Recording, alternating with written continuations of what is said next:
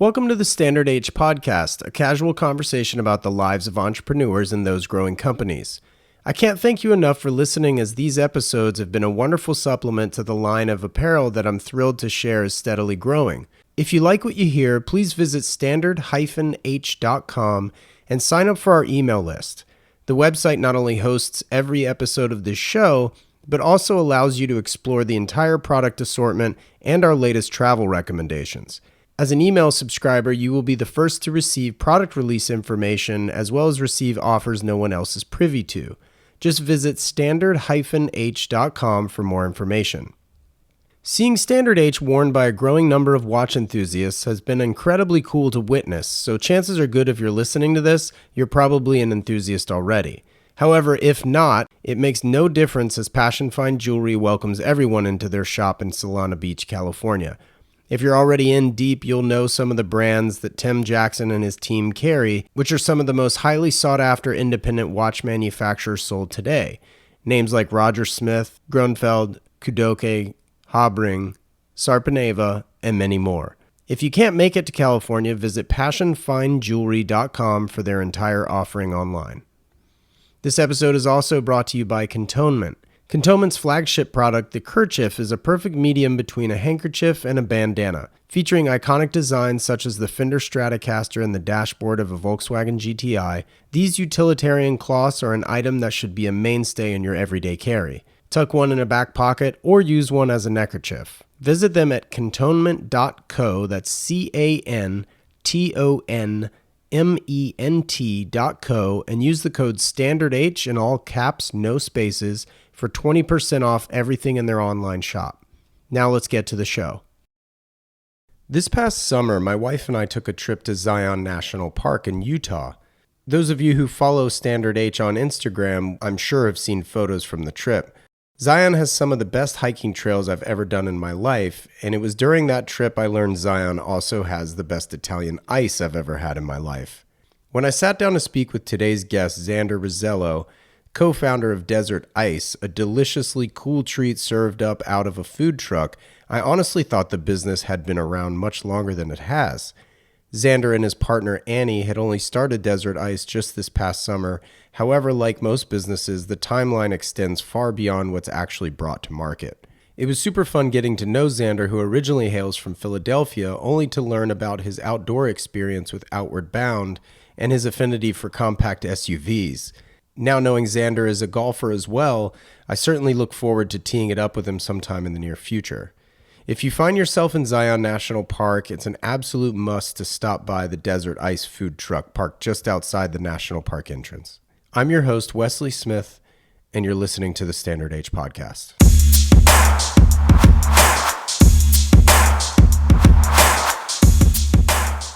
Well, first of all, I appreciate you taking the time to be on the show. We have all of maybe 5 minutes of interaction prior to today. 5 great minutes. 5 great minutes. Yeah, no, delicious minutes at that. Appreciate it. So I really want to know more about like where you grew up and like kind of what your childhood was like to start off. Sure. Yeah. So I grew up in Philadelphia, right outside of Philadelphia, in a place called Delaware County, or as people know as Delco. Okay. Kind of its own entity in Philadelphia. It has its own accent, it has its own reputation and everything. Sometimes not great reputation, but I loved it. I loved growing up there. It's a very like blue collar part of that. There's definitely like really white collar parts of or the greater Philadelphia area, but the area that I grew up in was very blue collar. I loved it. I wouldn't have traded growing up there for anything, but I spent the first 18 years of my life living there, and then I moved out to Boulder, Colorado. Sweet. 27 square miles surrounded by reality. Exactly. Yeah, exactly. I mean, It's definitely a bubble, as you learn quickly. I'd already known that. My brother, I have three older brothers, much older brothers, same parents, but two of my two oldest brothers moved out to Boulder when I was like, probably 12. They'd been out there a while by the time that I moved out there, but um, so I had family that lived there, and I'd already known about the bubble of Boulder, Yeah. and I moved there to go to college at CU. Sweet. I had first after high school, I took a gap year. I did Outward Bound, if you're familiar with Nice. Outward Bound. Yeah. Where did you go? I actually went to very close to where I live now.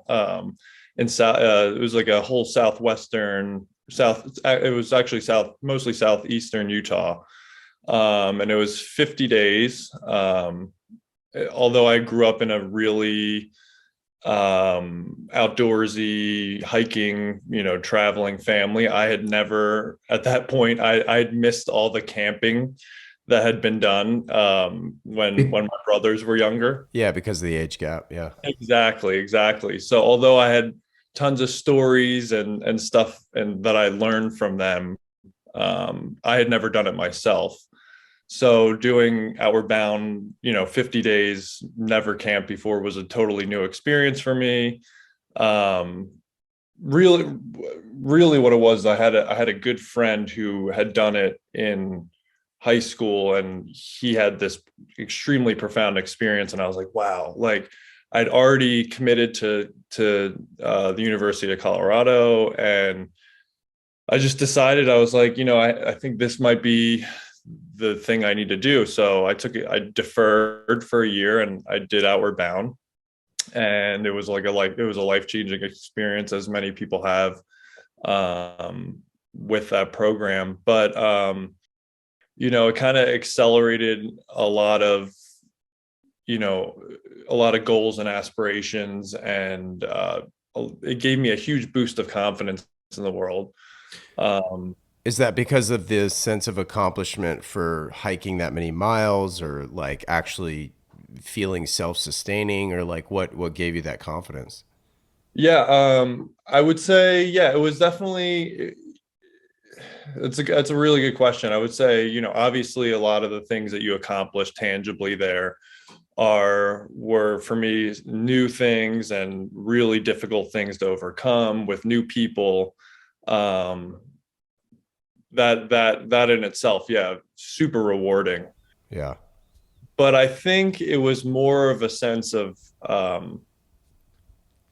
really it was the first step of me identifying who I was and what I wanted to do in the world, because it Hmm. was a choice that I made on my own. Granted, Sure. it was motivated by a friend of mine who had an experience that I saw was worthwhile to him. However, nobody told me to do it. Right. It's normal to go to college, right, the first year after high school, and um, you know, it's not like that was totally on my radar before.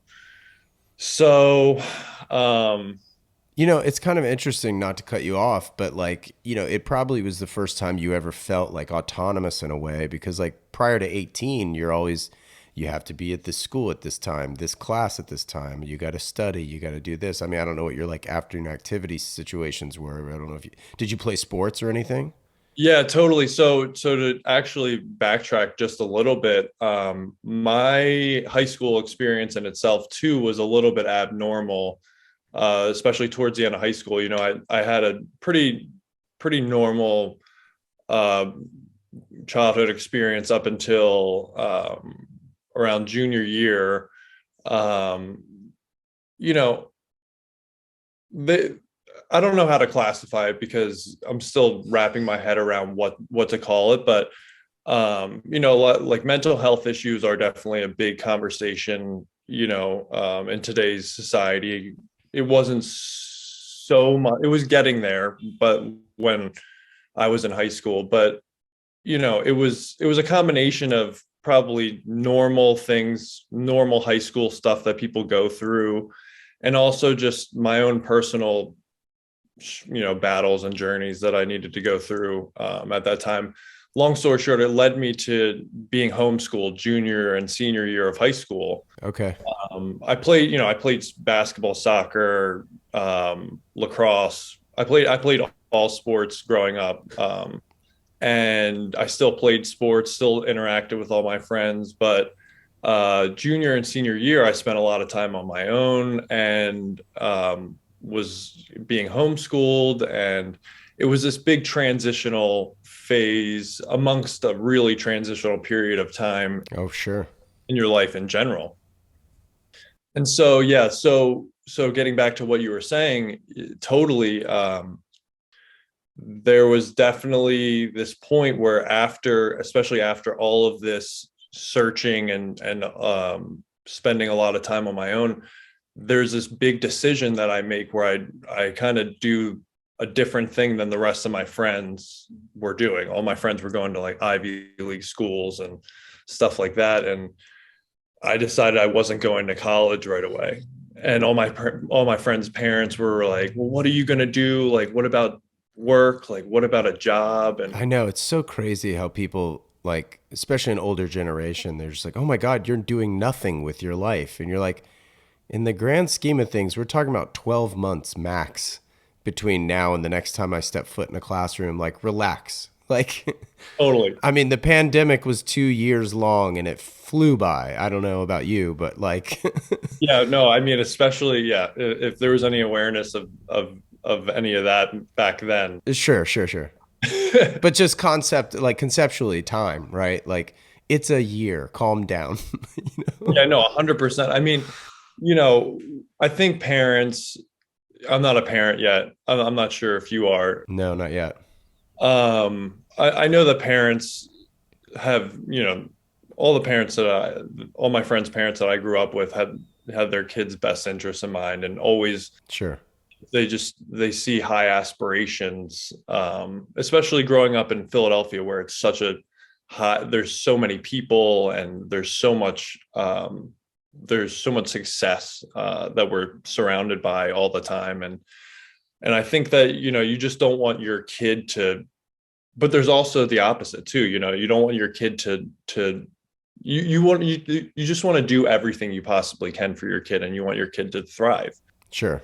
And I think that, especially given certain things that I had already been going through in high school, um, my friends' parents were also probably looking out for me too. They're just like, Yeah, totally. gonna be okay. You're one of our children too, so we're trying to look out for you. Yeah. I mean, I get it. I get it. And on the outside, like, it's hard to know everything that I was experiencing too, because I was, at the time of making this decision, I was really coming into my own, and I was Mhm. feeling really, really good about myself. And again, like, from the outside, maybe it didn't look totally like that. Like, I didn't have graduate. I didn't go to prom. I didn't have graduation with my friends. It wasn't Right. like this. It was a very abnormal looking thing, especially back then. Mhm. Like you said, the pandemic hadn't even happened yet. Like, Yeah.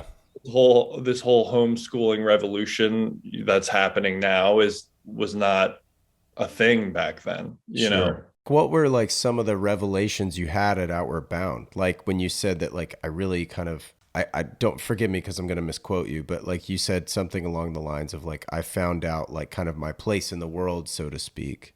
How that happened, and if you can't explain it, that's understandable because it's probably, there's not a tangible there really, but what was your place in the world that you sort of identified? So it was kind of a combination of things. So, like I said, on Outward Bound, you're thrown in to a group in the wilderness with people you don't know Right. from all over the country, and different age groups, and you're doing all this hard stuff, and you kind of are like, especially the program that I was in, which was considered a quote unquote leadership course. So they're teaching you a lot of like skills to help, you know lead yourself and others through the world, Mm. supposedly. And um you know I wasn't sure exactly what it was that was going to look like. I was just excited for a, outdoors trip. And then, slowly but surely you kind of start falling into your role amongst this group of people and like what you bring to the table, um because although your guides are really showing you a lot of things in the beginning and teaching you everything, it's by the end of the 50 days, the last 8 days actually, we were on our own. The guides were following us, tailing us like 45 minutes behind, so we had to make all of our decisions on our own. We had to navigate on our own. We're hiking like 10-15 miles at a time, totally remote parts of the world. And you're just like totally self-reliant. And I loved Walden, I loved Thoreau. I had all these like quotes that I was that just like embedded themselves into me at that age. And it just felt like everything was kind of coming together, and starting to really make sense as I put myself, you know, as I tested myself really, you know, full on, for the first time probably in my life. Other than, I've obviously was tested in sports and school and, just life in general. But this was like something I put myself through. Right. And, I came out of it and I was greater for it. And like, I felt like other people were like could rely on me in a way that I wasn't aware of before. So I think like my general, to really nail it down, obviously I'm like kind of somewhat rambling and trying to figure out what exactly it is the answer to this question. But I'm sure it's something you don't talk about every day. oh no, and honestly, it's like I appreciate you. Obviously, this is what you do, and it's a great question because, um, yeah, I think it was really for the first time I just realized that like I bring a big value to the table. Yeah, I was gonna say, I'm sure it has an enormous impact on your self-esteem. Exactly. Yeah, that's what it was. Is like a lot of, this is like so funny. It's like almost like a therapy session going on. But it's really cathartic. It can get that way. It can get that way. It's great. It's great. But yeah, like I think I definitely struggle with confidence and self-esteem my whole life, even though I was like pretty athletic. I was pretty talented and stuff. And like, And you're out of state in to see you. I mean, that's an accomplishment in and of itself.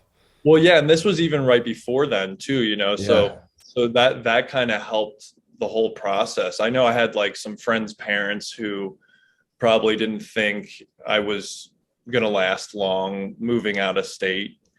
And here I am 10 years later, still, yeah, still living out of state.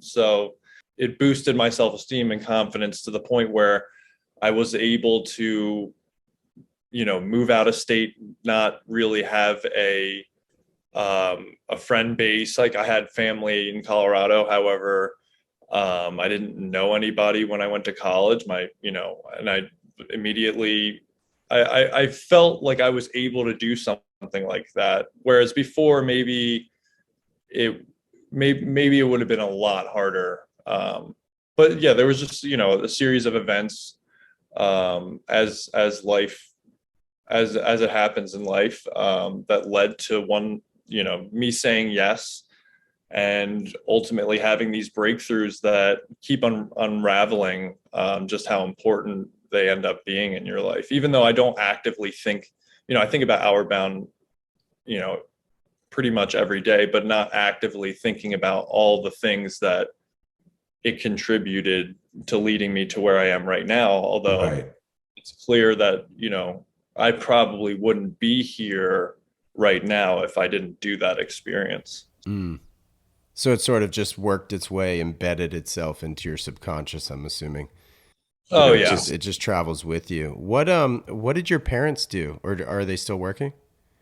Yeah. So, So my dad is still working out, although he might consider himself semi-retired.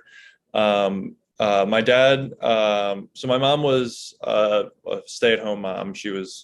She Okay, so to backtrack, so both my parents came from Philadelphia. My mom is first generation American. She's a Ukrainian American immigrant, or Oh, her wow. parents were Ukrainian immigrants. Hmm. And my dad is second generation American. He's Italian. So big, so both, strong, strong families, both Philadelphia, both very prideful of where they came from. And so, I grew up kind of considering myself Ukrainian, Italian, and not so much American. Got it. So my mom, they got married pretty young. So they've been together for a long time. As I said, I have three older brothers, and my mom, she taught for a little bit when she was younger, but she was pretty much a stay-at-home mom. Hmm. But my dad he worked in finance for pretty much my whole life and still does, although different different aspects of where, what he's doing in finance. But yeah, just kind of involved in the market, and trading or investing or some realm of that my whole life. So that's his background. So yeah, definitely learned a lot from them in general. But Well, I'm sure he comes in handy from time to time, maybe when running your business. I don't know, depending on what he's been into, be it investment banking versus, a certified financial planner. Those are going to be two different avenues. So, like, that's interesting. Does he help you at all with? yeah, he 100%. So like my dad and I have an amazing relationship. Sweet.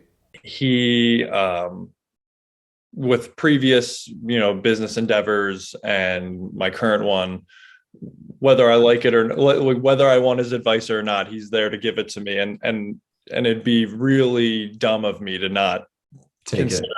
him. Yeah. Yeah, because he's been extremely successful, and he's one of the most savvy people I've ever met, if not the most savvy. So Wow. sometimes it's difficult, obviously, as anybody knows, to, your parent it's sometimes hard to separate, listening to someone's advice as a successful person versus as your parent. So that's always something that I'm having to navigate. But, Sure. almost always he's right. So, Yeah. but yeah, he definitely he's always there to give advice, and if I ever have any questions, he's the first person I go to. So What was your first car? my first car, yeah, this is something I did see, that you're interested in, watches and cars. Yes. My first car is super boring, dude. It's That makes it even better. it was a so it was a used 1998. What was it, 98? I feel like it was 98. 1998 Toyota RAV4. Oh, I know that car very well. So I went to high school with a family that owned a Toyota dealership. So one of my classmates, she got a RAV4 as her first car. So like I'm so familiar with that car. And I just remember I remember her mom being like, "This is perfect for Allison. It's just such a cute car." Amazing, the evolution of the RAV4, because I think I ended up getting, maybe I didn't, but I know that I think my mom has one now, and the new ones are like, They're sick. Yeah. they're like Honda CRVs, which was my second car, by the way. But the old one, the one that I have, was like a little like buggy type vehicle. It was super small, and like heavy on the gas pedal, and it was Yeah. just it was a totally different car. It's so funny. All my friends that are now popping out babies, they're just like, it's the RAV4 hybrid, man. That is the go-to for, I don't know, if you're around my age and you live in San Diego with children. Like That's the it's new soccer mom. yeah, totally. I've always been an Avant fan, obviously, like with my pocket tees, I named them the Avant tee, Uh-huh. but I'm an Audi snob in that way, having never owned an Audi before. and and what's funny is like you at CU, like those were like Toyota Corollas like back in the day. Like everybody had an Audi wagon in Boulder. Totally, 100%. And Subarus. Yes, of course. Yeah, Subaru's probably Subaru, Forerunner. The occasional Tahoe, but like Yeah, exactly. But yeah, you're exactly right. I mean, that's super funny. But yeah, bringing up Audi, that's like Audi is my dream car. I drive a Volkswagen now, so I'm in the German family. So what have you got? I drive a Tiguan, so it's my second Tiguan. Okay. So you've always been in like compact SUV type situation. It's weird because I know that that's like it's not like what my personality is, but it's the best balance. Like I didn't want to deal with snow tires or anything like that when I lived in Boulder. Sure. So it felt like getting an all-wheel drive car that was also a little bit sporty was just like that's where it landed me, you know. Right. Right. I wasn't necessarily in the price range of getting like a 3 Series BMW yet or anything like that. So, Yeah. um, I felt like it's a turbo, like it's pretty quick, you know. That's great. No, dude, I love it. I love it. Yeah, I have a GTI.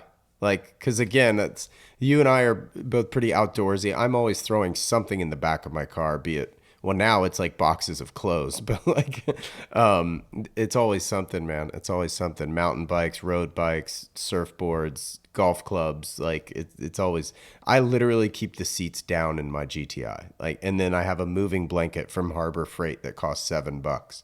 Oh, nice. That's my life. you know. That's all you need. Honestly, if you have a GTI, you're probably not transporting 4 people usually anyway. So That's true.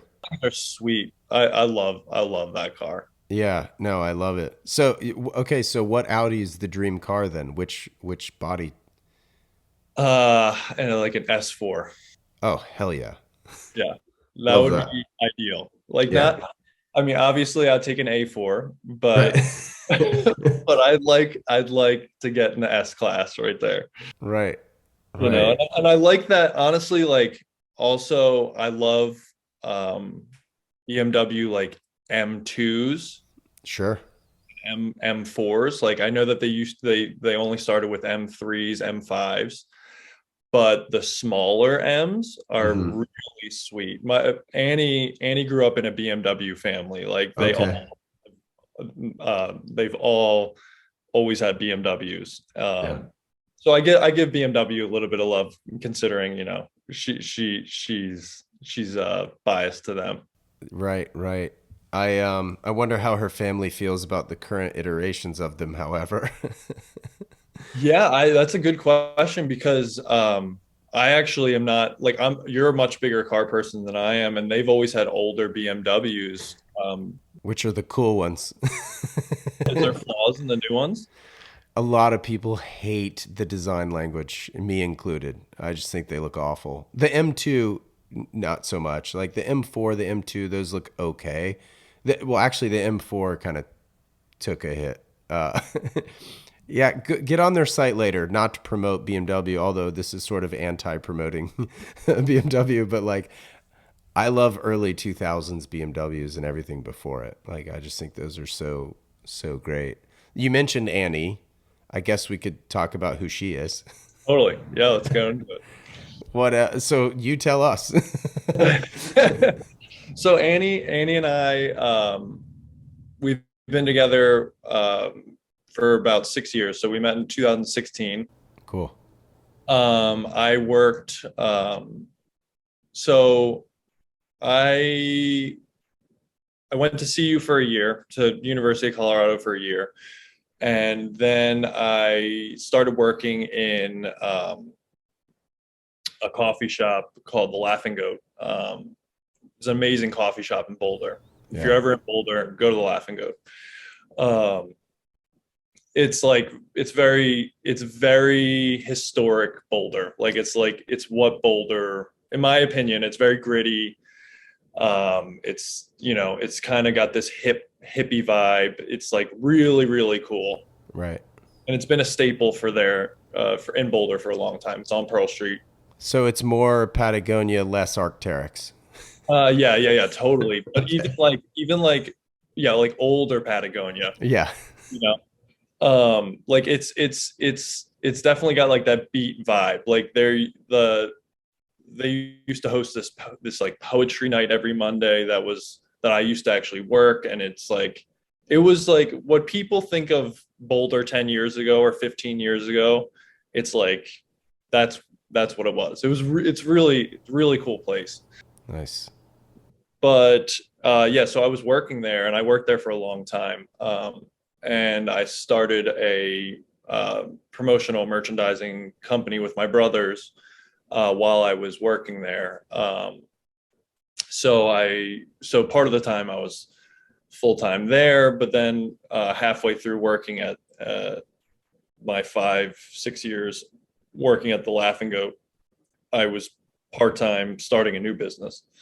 And um, so yeah, around that time that I was like kind of transitioning into my new business, I met Annie. She was a customer at the Laughing Goat, and yeah, it was just like one of these things. It's a really fun story. That would probably be told at our wedding one day or something. Um, but I told her that she was gorgeous right away. She blew me away. She ordered a mocha when she doesn't even drink coffee. Okay. Make me whatever you want. And I was like, how about a mocha? Because I like wanted to do really nice latte art for her. Yeah, you're like, how about dinner? I'll make you dinner. Well, that's what ended up happening because um one thing led to another, and I was just like walking to the bathroom to like wait for this. Like I kept going back and forth to the bathroom or the storage unit to walk by her to like wait for this ideal moment to ask if I could give her my number. And she came there to journal. She would never go there. Her sister had worked in coffee shops, so she was loyal to other coffee shops, but she like went there that night to like not see anybody that she knew. Right. And she was journaling, and she was actually journaling in Spanish. She speaks Spanish as well. And um she was journaling in Spanish, and she was actually writing about me uh as I came up to ask if I could give her my number. So in the journal, you can see her journaling about me in Spanish, and then the flipped page is my number, and we still have it. I was gonna say you got to frame that, man. It's so good. Yeah, we have it in safekeeping for sure. That's cool. It's a good story. But yeah, so we went out, and 6 years later, we really 4 years later, we well, actually, I'll get into it this way. So in 2019, speaking of trade shows, we went to me and my brother and business partner went to the it's like I'm slipping it's like slipping my mind. It's the big food trade show, and they have one on the East Coast, and Expo West. That's what it's called. Okay. Biggest food trade show in the country, really like in the world, and like every major food brand is at this trade show. Wow. And what we were doing is we were scouting business, obviously. So we were there. It was in Anaheim, and Annie has a brother and a sister-in-law that live in Los Angeles. Oh, cool. Yeah, and I had never really spent too much time as an adult in LA. And so we made this trip. My brother and I were going to the trade show, and she was like, "Why don't I fly out and meet you? You can, drive from Anaheim to LA, and we can spend the weekend in LA." And I was like, "Great!" And so this was like March of 2019, and so we had this amazing weekend in LA. And quite honestly, I had this like perception of LA that was not great. Like I didn't think I was gonna love Los Angeles, but her brother and sister-in-law like gave us an amazing experience, and like I was like, whoa, this place is really cool. We went to like Venice Beach, we did like all the cool stuff, and I was like, wow, like we both were on the beach in Venice Beach, and we were like, wow, like I'd already worked remotely. She was working for Boulder County. She was like the community coordinator at a affordable housing unit in Boulder County. And we were like, why don't we figure out a way that we can work remotely? I already work remotely. By this time I had no longer been working at the coffee shop. I was full time at my business, and Sure. it was just like, how can she figure this out? And Right. um, so a year later, it was March 2020, and everything was about to get crazy. Right. She had already put in her notice months before, like the same day that everything closed down, like for the same day. It was like, couldn't Mark. you couldn't make this stuff up. Yeah. So we had this plan already, though, that we were going to travel and work remotely and do this like no what we were calling was no rent 2020.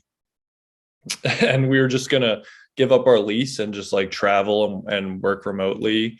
Even, we were going to do this even before everything. So I was gonna say you were ahead of the curve here on this. it's crazy how it ended up happening, because obviously now we're at a point where it's much more normal, and that happened really quickly in 2 years. Yeah. But that none of that was really, it wasn't as normal. Right. Yeah, of course. But it ended up working out for us, because remote work for Annie, she ended up starting her own consulting business, and she was like doing digital.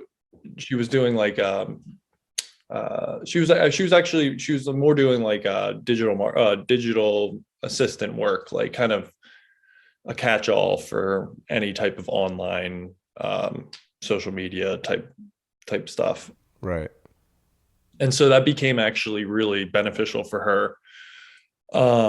But it led us to ultimately landing where we are now in Springdale, which is I've been coming out here for half my life. My parents, growing up in Philadelphia, the normal thing you do is you get a Jersey Shore home, or you go to the Jersey Shore, and that's your vacation. My parents like were not into doing that, so they were into like hiking and traveling, like I was saying, and they ended up landing in right outside Zion National Park in Springdale, Utah, back in 2004. So like way before it was popular. Okay, so they have a home there as well. They do. Cool. And so we had plans where like, let's make our stop there, and we'll kind of like use that as a home base. Like a hub, yeah. Exactly. And kind of venture off. There's so much to see in that general area, right? I mean, a 6 hour drive from Zion in any direction is just epic. It's amazing. Honestly, the fact that you just said that, like, obviously we've learned that through living here, but this place, like, it's so remote, but it's actually so connected to like amazing places. I mean, 100%. like you got like Bryce, Lake Powell, Grand Canyon, Escalante. But then there's also like, it's like only 2 hours, 2.5 hours from Vegas. So like if you want to fly somewhere international, you can just like, Go to Vegas. Yeah. Phoenix is only like a 6 hour drive. Right. So you're like you said, it's really connected actually for being so remote. Yeah. Because you're also not far from, I mean, like Jackson Hole, Wyoming has got to be what, 6 hours? Or is Um, it less? it's probably a little bit more because Okay. Salt Lake is like five and a half hours. Okay, so then you're like 9 hours away then, right? Because isn't Jackson's like 4 hours or something from Salt Lake? It's probably about that. Yeah, if you Right. took that out. Because getting here from Denver, Boulder is about 9, 10 hours. Gotcha. Straight shot down I-70, but like, Yeah. it's the West is huge. Yeah. Yeah, exactly. Yeah, it's so spread out, but yet so connected as we say. So, okay, so that's what made you land in Utah, obviously, because you had sort of that connection from your childhood and or 2004, especially, having a home there. Yep. How do you go from a trade show promotion business to an Italian ice business? Yep. So that's the old. Did your mom make that stuff growing up? Or did your dad? Sorry, he's the Italian, right? Yeah, exactly. Yeah. Yeah. Um, well, ironically, yeah. Like he not like growing up for me or anything, but he actually did do this like super small business in Philadelphia for a year with his buddy where they were like hand churning Right. Italian ice, like way old school. Um, but wasn't anything significant. But yeah, like this entrepreneurial thing, was relevant in ways related to that endeavor for my dad. Um, always though, it's like in my blood, like even beyond my parents, this kind of make it happen type um Mentality. mentality. Yeah. So what Italian ice, or as I call it, water ice, coming from Philly. Like Philly, as I tell a lot of people, like Philly is really known for Philly cheesesteaks. Like people know all over the world about Philly cheesesteaks. But little do people know is like in Philadelphia, Philadelphia water ice also like has almost just as big of a reputation inside the city. Interesting. And like people nationally know about this place, Rita's Water Ice. There's like 600 of them across the country, and their still busiest locations are in Philadelphia, but there's one in Salt Lake, there's one in Denver, there's they're in California. I mean, there's 600 of them. Yeah, they're all over, right? It's like Starbucks, and I've never heard of this place. Yeah, like we get a lot of people that are like, "Oh, is this like Rita's?" And like they'll be like, "I'll be like, where are you from?" And it'd be like some place that's not Philadelphia, and I'm Right, like, right. "Of course." But Rita's, like, to be fair, like Rita's is amazing and it has an amazing story and super successful, but it's not this like super authentic product. It's a lot of flavorings and Sure. colors, and it's not the greatest representation, although it is a representation of what it is. Like it's not really what it is. Right. And water ice is Italian ice, but it's an even softer version of it. So like Italian ice varies a lot. Like some people think it's like a snow cone, or people think about shaved ice, and like all of those are like much more like larger granulars of ice. This is like um really really smooth. I mean, you had it. Yeah. It's really like the secret. There's a couple secrets in it, but one like what the thing that makes it what it is how like really the how soft it is. And Because it's not like a sorbet, because a sorbet is obviously icier than ice cream, right. right? But like you're like just outside the perspective of like sorbet, Exactly. but not shave ice, right? Or whatever. Exactly. That's so like we definitely compare it more to sorbet than shaved ice because it's made like sorbet. Okay. Like we use a similar machine, if not the same machine that people use to make sorbet, but the process is a little bit different. Okay.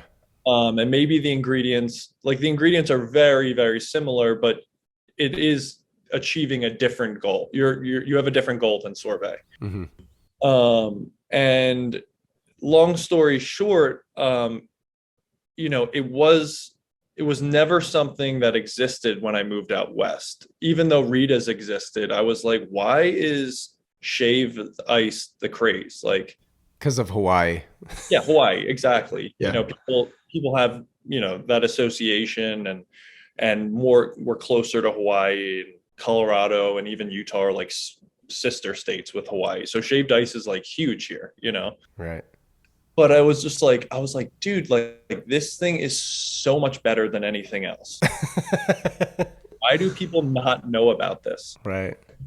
And I used to go, like, my parents, like, I used to go, my dad would drive us into the city just like after dinner. Like we'd drive 15-20 minutes into the city just to get like the authentic Italian water ice. Like we had Rita's on our, like, 2 minutes from us, but we would drive into the city to get the real thing. And it was like an experience. And it was like, I have some of the most fond memories doing that. And, we came here and we were living here, and it's like 105, 110 degrees here in the summer. Yeah. And we're getting off hikes and we're like, dude, like lemon water ice would be so good right now. That's what flavor I got after our hike. It's honestly the most refreshing thing. And it's, one, like I would crave it because I know the experience of having that when you're hot, but also like, intuitively you want something more like that as opposed to ice cream, because it actually does cool you down. Mm-hmm. There's this interesting stat we learned about through this whole process of learning everything as much as we can to this point, and then we're going to still be learning, but about ice cream in the industry. Yeah. But above 100 degrees, when it's more than 100 degrees outside, like actually ice cream sales tend to go down because it melts immediately. It melts, but also the milk, like it doesn't actually make you colder. Like it actually, the dairy in ice cream, it doesn't cool you down. It does, Right. like, whereas this being water based, it doesn't have that fat that you're consuming that would, heat your body up. So it actually is refreshing, especially when it's over 100 degrees outside constantly, and here in the summer. But we didn't know that. We just intuitively were like, we need something like this. Mm-hmm. And so, yeah, we started learning everything there is to know about that. And to be fair, like Annie and I are really health conscious. We really care about what we put into our body, and we care about the ingredients that we use and where things come from. Like we have a lot of farming ambitions, and kind of this closing the loop type mentality moving forward, that we want to accomplish. And this product actually really fits into that because it's a very basic product. Right. As health is going to become more and more a priority for people, and has become more and more a priority for people, it's something I've really, really noticed is that, getting back to my roots of my grandparents, the things that they did, like all my grandparents lived into their 90s, like they didn't have these health crazes of modern day. Yeah. They didn't know any of this stuff, except they did know all this stuff because they were much more in touch and connected to, the natural processes. And, this is what you take when you're feeling this way. And this, just like these natural remedies that they just knew, Mm-hmm.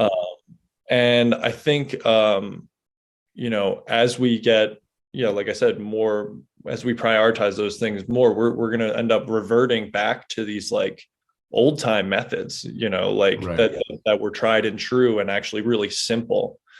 So our product is actually like, it's not like a new thing that's come out. Like people are inventing flavors and different processes all the time, but this is a thing that people have been doing for 100 years over and Right. over. But it's awesome and it's the best, and you don't need to change it. Yeah, I'm a big subscriber of less is more, and it seems like this is the type of product where there's probably very few ingredients, right? Like so who comes up with the recipes? Is that a you thing or is it So Annie and I, um, we both, we're interested in food and cooking, and so we both have an idea of what things should taste like and what things that are good taste like. Sure. And so there's kind of like these baseline recipes, like for lemon, that we've learned along the way. And with those baseline recipes, we're able to pick whatever flavor, that we want to do, obviously only using natural ingredients. So like primarily fruit. And within fruit, like prioritizing locally grown fruit. So we've done local peach. We're now doing a local prickly pear because prickly pear is a really prominent fruit in this area, being the fruit of the cactus that grows around here. And so Hmm. we can get that, and it's that's also part of our goals moving forward too. But we're only doing things that make sense, so like really classic flavors.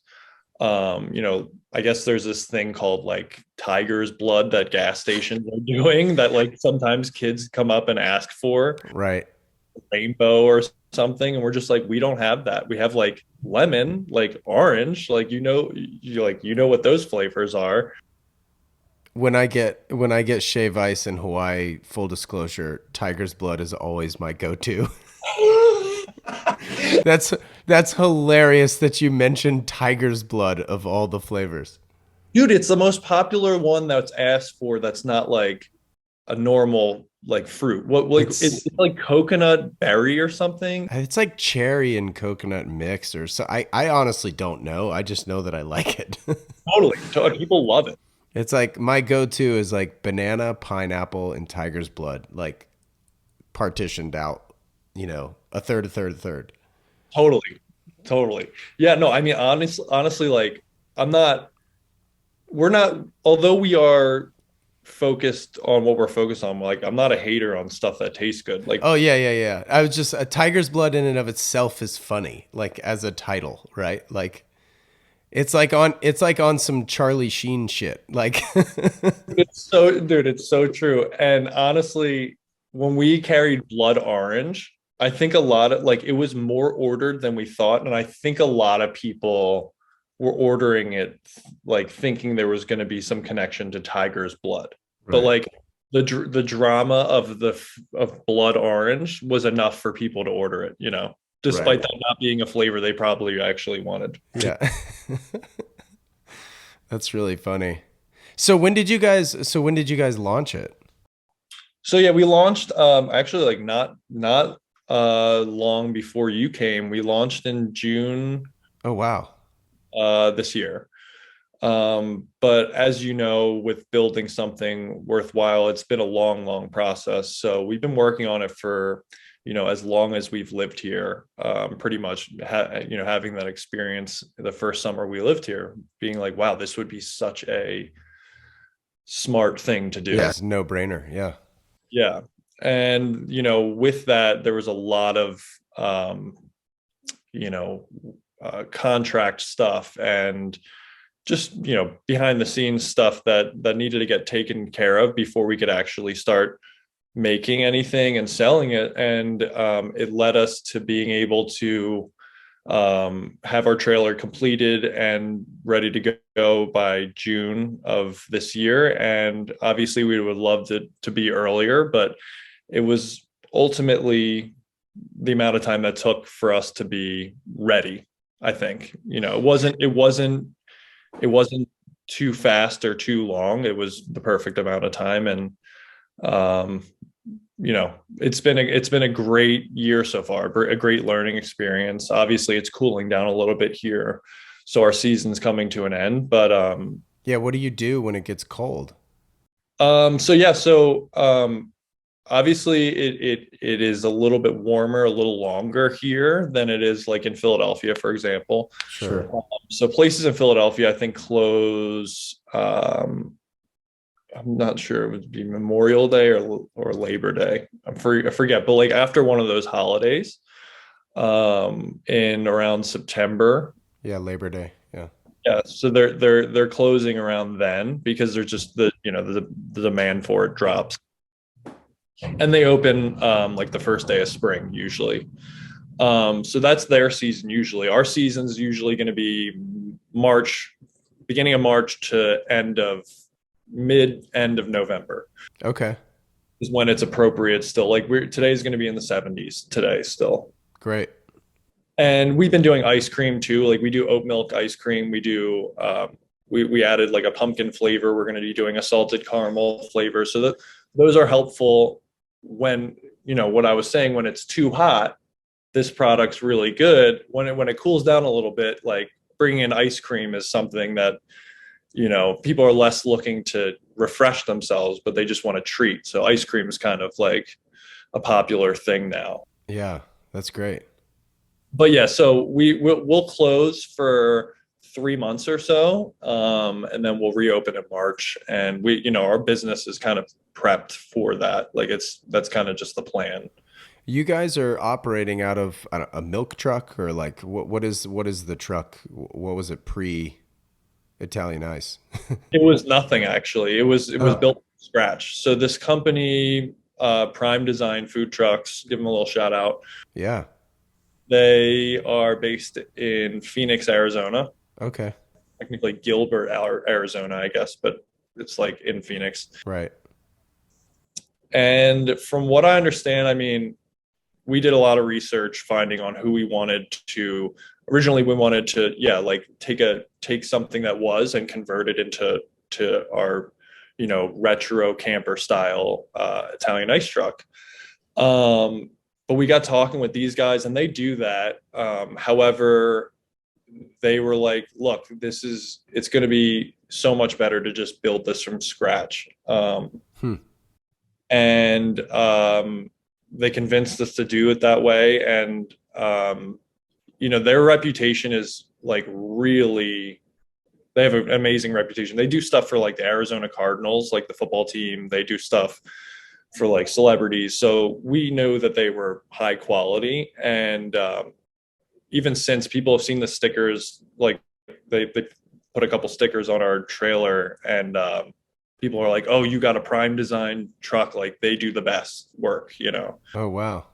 Um, What does something like that cost? And I'm sure it depends too, like what kind of food you're prepping inside, right? Like if you're doing Philly cheesesteaks versus ice cream, like it might be different. But like ballpark, like what is if somebody wants to start something else up, like how much does this cost? yeah, so like you said, a lot of that is dependent on the equipment that you're needing inside and the size of your trailer. Obviously, yeah. Just to give people an idea, like we have uh, right now we have two pretty solid commercial size freezers. One is a chest freezer that is colder than what we call our dipping cabinet, which is something that runs a little bit warmer and what we scoop our product out of. And so those are pretty, they're decent expenses, but they're not crazy. Really the most expensive part, aside from our trailer piece of equipment, is our batch freezer, what we make our product in. So that piece of equipment, again, this is like not included in the trailer cost. We bought this ourselves and they installed it in the trailer. Got it.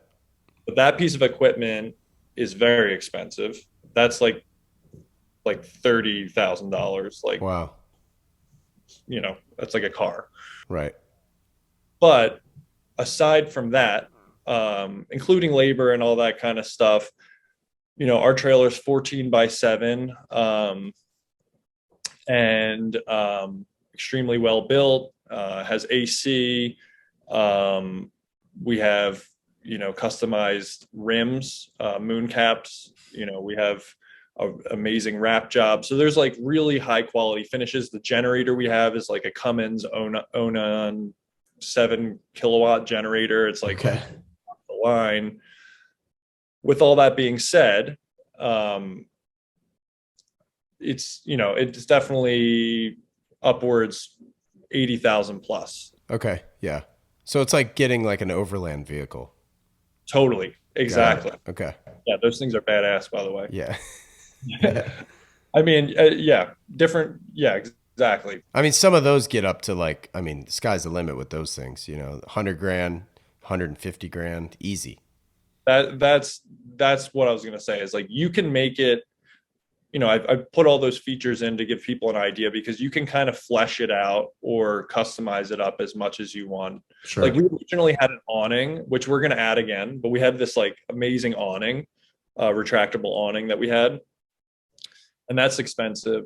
We ended up removing it because the awning we ended up getting, we didn't like the how it ended up looking with our trailer. So we removed it and just started without it.